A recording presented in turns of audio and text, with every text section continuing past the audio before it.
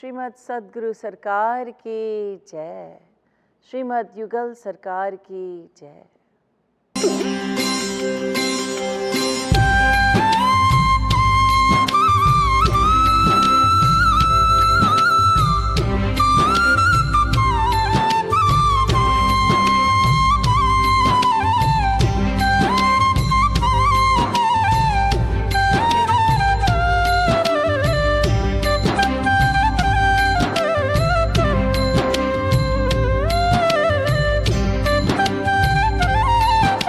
राधे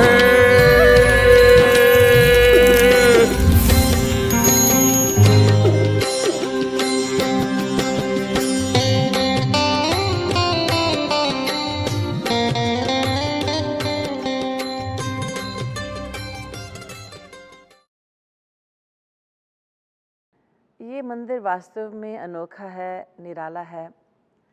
यहाँ पर श्री राधा कृष्ण एवं श्री सीताराम के विग्रह के अतिरिक्त एक विशेष मूर्ति है।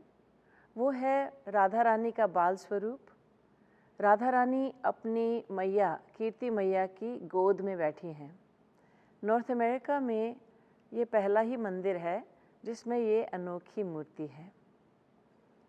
और ये मंदिर जगत गुरुत्तम श्री कृपालु जी महाराज, जो इस कलयुग के पंचम मूल जगत गुरु एवं जगत गुरुत्तम थे, उनकी प्रेरणा से बना है। यहाँ पर क्यों आना चाहिए? क्योंकि यहाँ पर आने से शास्त्रों वेदों के जो मर्म हैं, जो हमारे लिए अति आवश्यक हैं, जो हमें जीना सिखाते हैं, यहाँ पर वो ज्ञान बांटा जाता है। जगत गुरुत्तम श्री कृपालु जी महाराज के सिद्धांत के अनुसार उनकी बताई हुई बातें, उनकी बताया हुआ तत्व ज्ञान यहाँ पर प्रवचनों के द्वारा बांटा जाता है। और जो कीर्तन भजन यहाँ होते हैं वो भी श्री महाराज जी ने स्वयं ही प्रकट किए हैं, स्वयं लिखे हैं, उनकी तर्जें भी उन्हीं ने बनाई हैं। तो इसका तात्पर्य यह है कि वो कीर्तन भजन बहुत ही सुंदर और बहुत ही रसीले हैं। और जिसको सेवा चाहिए, यहाँ पे खूब सेवा मिलती है। जिस तरह की भी सेवा कोई चाहे उसको वो सेवा प्राप्त हो सकती है। तो इस प्रकार कोई भी यहाँ पे आएगा तो उसको जगत गुरुत्तम के सिद्धांत के बारे में पता चलेगा, उसका कल्याण इस तरह से होगा, नहीं तो सेवा से भी कल्याण होगा उसका, और कीर्तन भजन के आनंद में वो निमग्न हो जाएगा।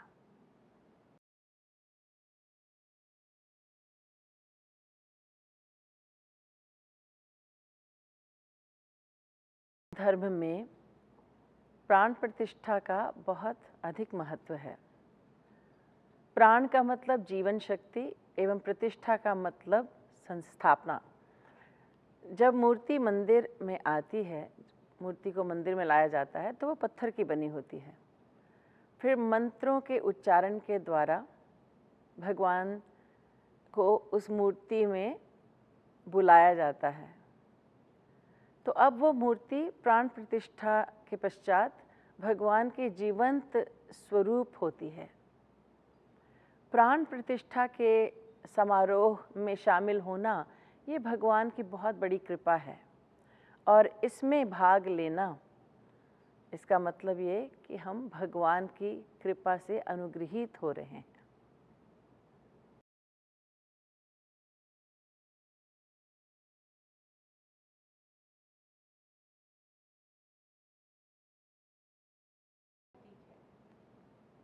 जब मंदिर का उद्घाटन होता है तो भारत की पवित्र नदियों का जल एकत्रित किया जाता है और उनको कलशों में भरा जाता है।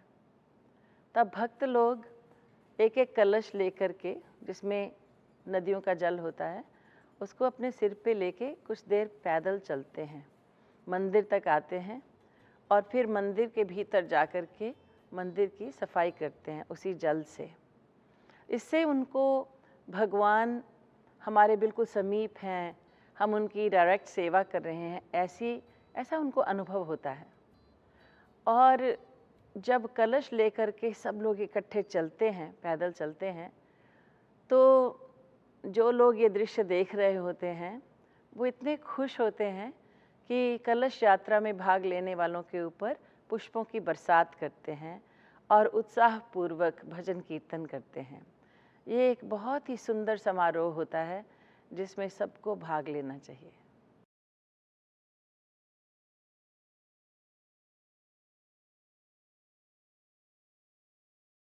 विशेष अवसरों पर, जैसे कि मंदिर का उद्घाटन, इन विशेष अवसरों पर ब्रह्मभोज आयोजित किया जाता है। ब्रह्मभोज में विशिष्ट ब्राह्मणों को निमंत्रण जाता है और उनको भोजन कराया जाता है। उनका सम्मान भी किया जाता है। उनके ज्ञान का सम्मान, उनके त्याग का सम्मान किया जाता है और यजमान को इस तरह से आध्यात्मिक आशीर्वाद मिलता है।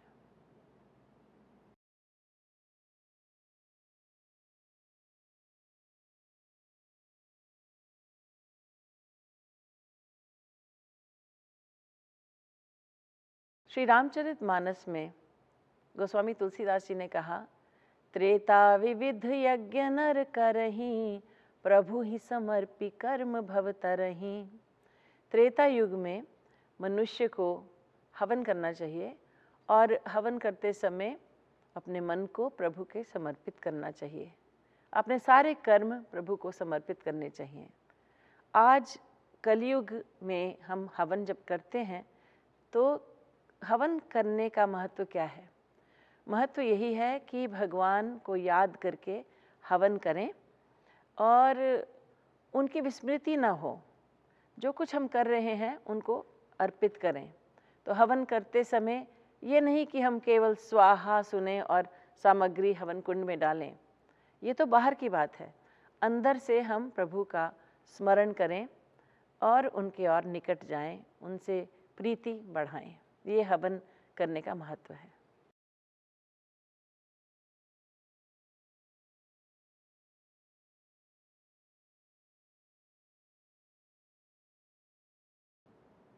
प्राण प्रतिष्ठा के पश्चात जब शंखनाद होता है और पर्दे को हटाया जाता है और जब हम विग्रह, भगवान के उस दिव्य विग्रह का पहला दर्शन पाते हैं, तो वो दर्शन हमारे हृदय पे एक अमिट छाप डाल देता है।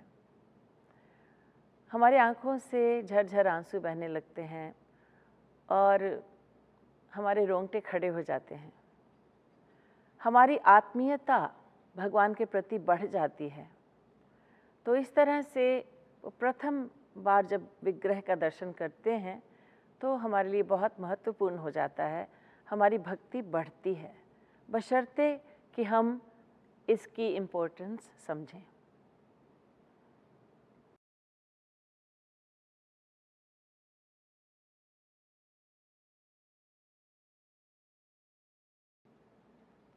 अभी मंदिर खुला नहीं है, उसमें बहुत सेवा का अवसर मिलता है सबको, तो वो सेवा अवश्य करनी चाहिए।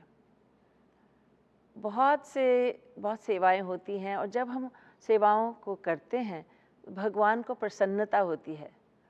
आप सोचिए कि आप मंदिर में जो बन रहा है उसमें सेवा कर रहे हैं किसी भी तरह से। आप आर्थिक सेवा यानी धन की सेवा कर रहे हैं या तन की सेवा कर रहे हैं, किसी भी तरह की सेवा कर रहे हैं, तो भगवान आपको देख रहे हैं। आपको देख करके खुश हो रहे हैं कि ये देवालय बन रहा है, ये हमारा स्थान है और देखो ये कितने प्यार से, कितने प्रेम से, लगन से सेवा कर रहा है। भगवान को प्रसन्नता होती है और यदि आपके गुरु हैं, गुरु को भी प्रसन्नता होती है। और हमें तो वही चाहिए ना जीवन में, भगवान हमसे प्रसन्न हो, हमारे गुरु हमसे प्रसन्न हो।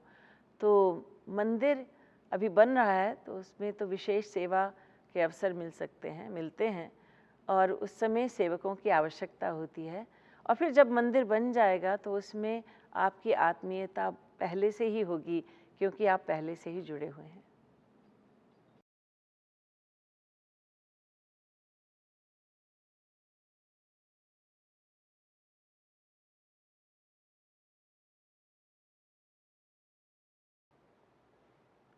जो लोग युगल कुंज में आते हैं और हमसे अपने अनुभव शेयर करते हैं। वो बताते हैं कि उनको भारतवर्ष बहुत मिस हो रहा था, विशेष रूप से वृंदावन मिस हो रहा था। वो लोग बरसाना जाते थे वहाँ पे, अब यहाँ पे आके मिस कर रहे थे। तो एक दिन उन्होंने देखा टेम्पल्स नियर मी और युगल कुंज के बारे में पता चला। तो यहाँ पर आए और भगवान की प्रतिमा को देख करके एकदम स्तब्ध रह गए, किंग कर्तव्य विमूढ़ हो गए। उनको आँखों से आंसू आने लगे, रोंगटे खड़े हो गए।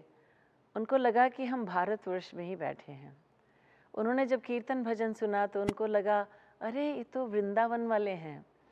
उनको बहुत अच्छा लगा। उनको प्रेम के सागर में डुबकी लगा रहे हैं, उनको ऐसा लगा। ऐसा लोग हमसे बताते हैं। कई लोग जो अभी अभी भारत से आए हैं, उनको अकेलापन महसूस होता है। तो मंदिर में आने से वो अकेलापन मिट जाता है, क्योंकि यहाँ पर उनको अपने आयु के लोग मिलते हैं। जो स्टूडेंट्स हैं यहाँ पर, उनको और स्टूडेंट्स मिलते हैं, विद्यार्थी लोग मिलते हैं, तो उनकी फ्रेंडशिप शुरू हो जाती है। फिर वो मिल कर के सेवा करते हैं यहाँ पर, और कोई किसी से बात करता है तो उसका अकेलापन मिट जाता है।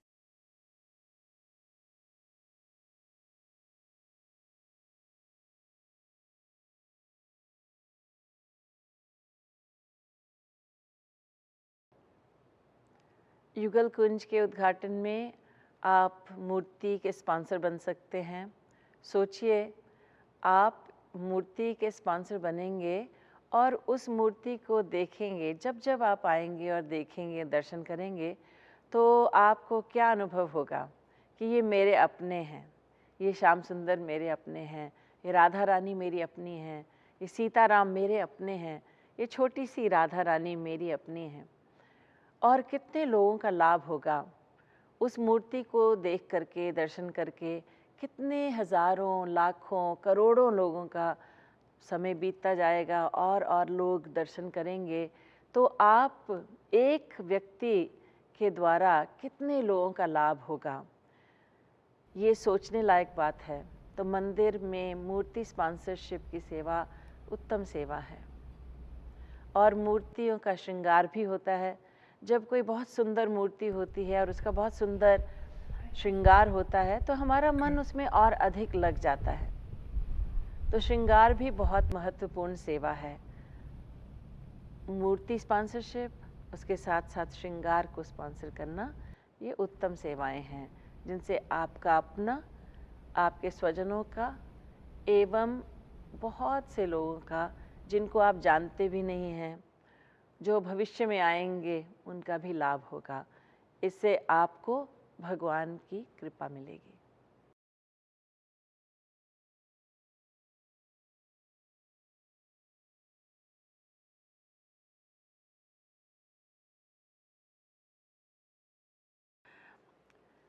राधे राधे।